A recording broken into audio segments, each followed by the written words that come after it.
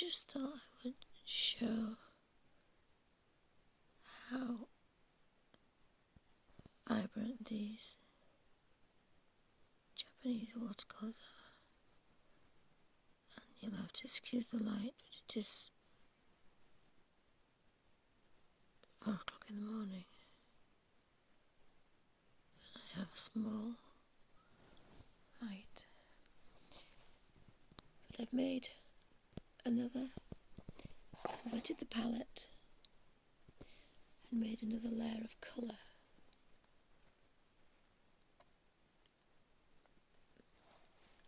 But the paintbrush is so full of colour that I then use a page that's quite large in pattern and one that I don't particularly like, and it's not very detailed. And what I intend to do is kill 2 birds with 1 stone. Combine a little bit of colouring, and I apologise for the shakiness. But I couldn't set the tripod up because a certain mist got up, and she's by my feet where the tripod would go. So that was a little bit dry. So we'll just try. And as the paint starts to just get that little tiny bit dry, although it's still very vibrant, I'm just going to touch the end into there. And then pick rather a large, and if you just, I'm just sorry about that, if you just, that kind of mixes the colour on the paintbrush. So, although it's a lighter colour, because it's now watered down, it's uniform. So that colour will be the same for most of this piece. These were a lot larger than the last ones. I will show you the last ones, but I did struggle because the other thing is you're so desperate to finish the whole full set of watercolours. It's a long process, but you are combining a little bit of colouring in, which is therapeutic, and practising your paintbrush skills for not going over the lines. And as a tight Yorkshire lass, I could not possibly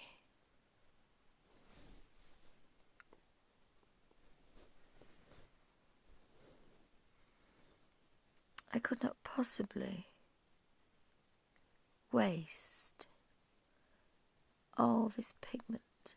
So these Gansai Tambi Japanese watercolours are very highly pigmented because they wouldn't be able to do this. I mean, I've done 1, 2, 3, 4, 5, and that's probably, it's so difficult to paint, talk and look through the camera at the same time. But being female, we'll give it a go, especially at 4 o'clock in the morning.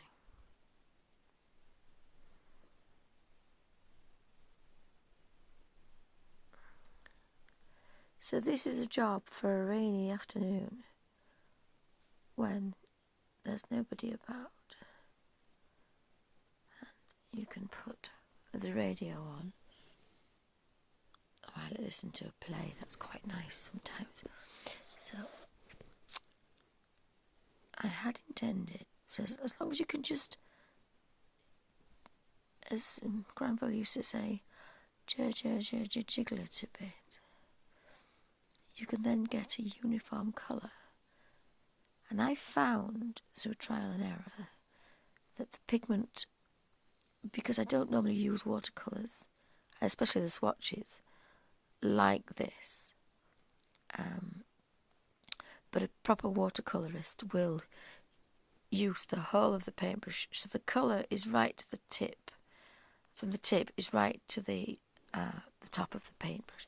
So what I actually did was, the first time I did this, it took me several pages of designs just by putting one colour into my little book of each of the watercolours, because the colours are so pigmented that there's still quite a lot. If I'm just touching a smudging, because don't want it too wet, especially not in a book. I mean, they are getting very pale now, but if you had a rose design, and the advantage of having a bigger pattern is, I don't really like the big patterns, but obviously you're not going to waste them because it's a page in the book. So all you're doing, and then when they get very pale, you have the true watercolour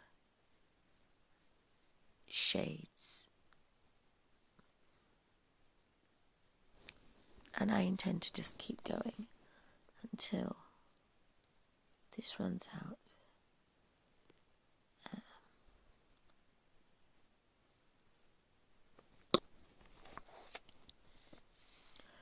And because I'm not particular about this rose pattern or flower pattern, I can still use this colour that's in the paintbrush that would go into the water.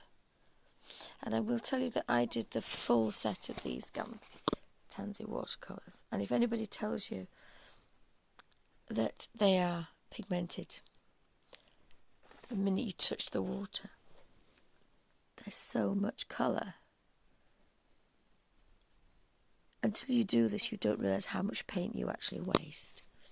So I'm just trying to be as random as possible, because I am actually doing a job. I am filling my little book with another layer, because what I intend to do is to show, which I didn't realise at the time, I always thought they would be muted, but I did have a play with a brush straight out of the palette and then straight off my colour swatches, and there isn't much difference. I'm going to try this bigger one now because we are getting very pale, but as I say, as a tight Yorkshire lass,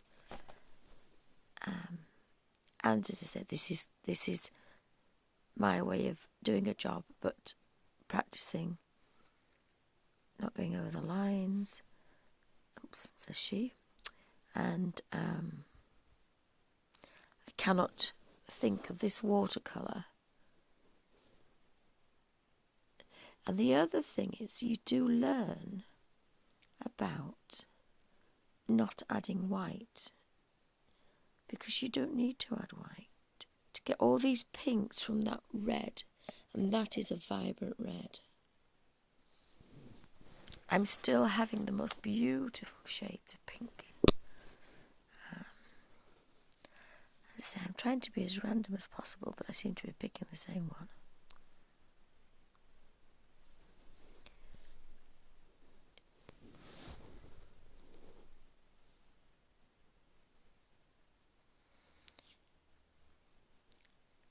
But I wanted to show just how much colour. When you do the colour swatches for these, and everybody does, and then you wash your paintbrush in the water, you cannot imagine, unless this was quite by accident, but you cannot imagine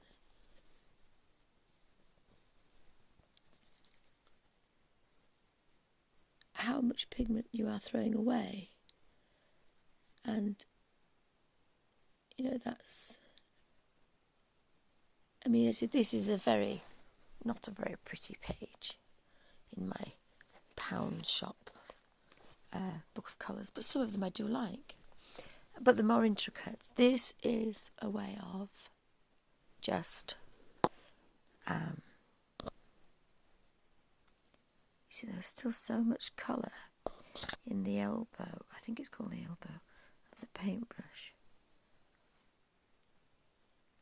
And it teaches you that there is some, just with a tiny amount of colour, and your paints will last you forever.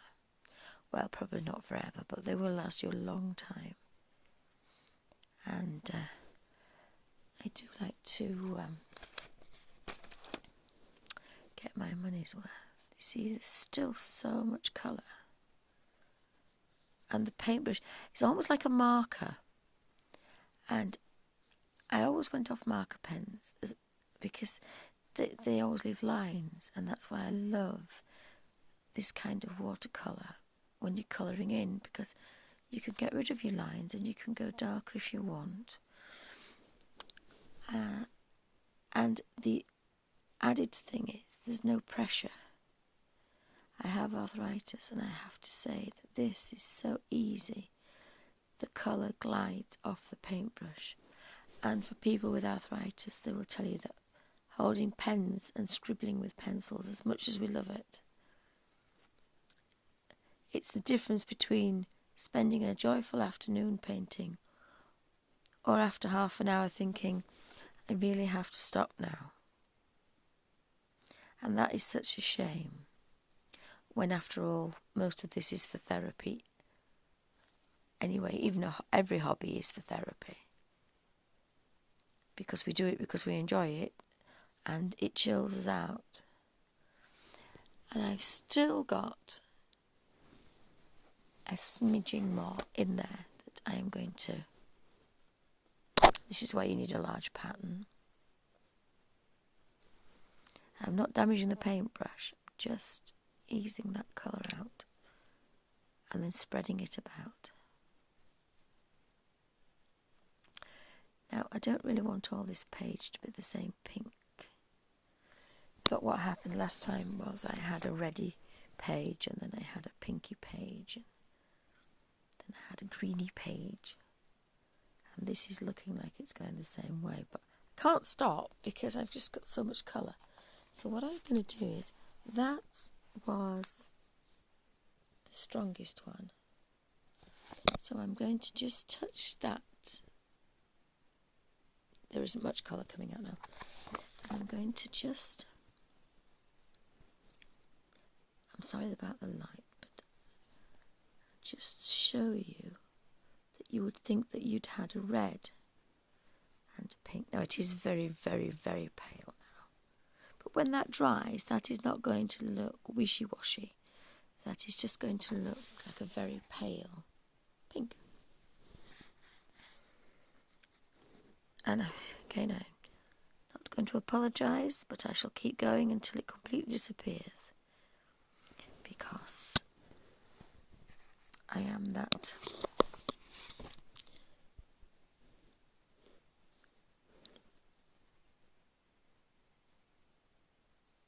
tight Yorkshire girl. And the other advantage is, if you're lame, like I am, you don't have to keep... If I'd have put that paintbrush into there after I'd done that beautiful colour swatch, that whole paint pot would have had to have been changed, because it just would not have been able to hold. It wouldn't have been able to stand all that colour. And in order for me not to contaminate the colours, so I'm going to have to find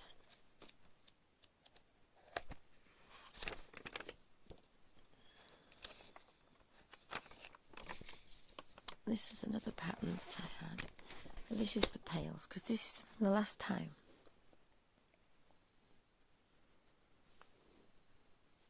mean, they are very subtle colours, but then you can realise just how pale you can go.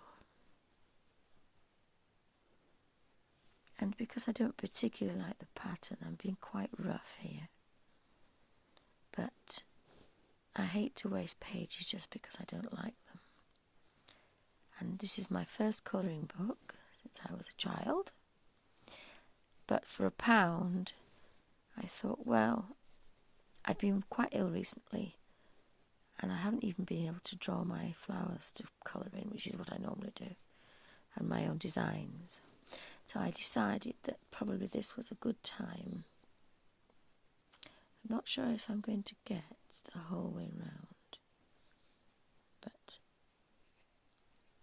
because we're getting quite thin now. But if I just do that, you can see that there's actually still quite a lot of colour in there. And that's what the murky backgrounds are. Because when that gets to be like that, I've been doing this, and there's still so much colour in there. I think, is it Jenny Belly as well, that actually it was her original idea together with, well, her second, it was the book idea, but it was Jenny Belly who puts these colours. If I do that, that water is almost clear, and my paintbrush just has very little on it. I could have probably done a little bit more. I mean, that's not brilliant, but I think it's Jenny Belly that scribbles all our paintbrushes all up, because there's so much paint left in your brush. So there was quite a lot in that, although that was a vibrant pink. So I managed to get all that and all that from taking very little from my Gansai watercolour. All I did was just wet it a couple of times. I wet it a couple of times, then I put one more dollop of water in to make a nice puddle. Then I scooped the puddle up and I dabbed it. I did take some stills of it, and then that gives those puddled, so there is quite a lot of pigment on there.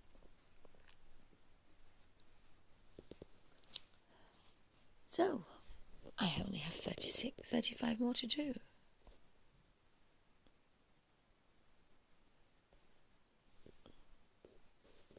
I hope this was interesting, and I hope it showed you just how easy it is to put these beautiful watercolours into a little book and make them portable, because as much as we love these, I hate taking them out because I tend to drop things quite a lot. So I hope you enjoyed my third little video about my little fantastic book of watercolours. Thank you for watching.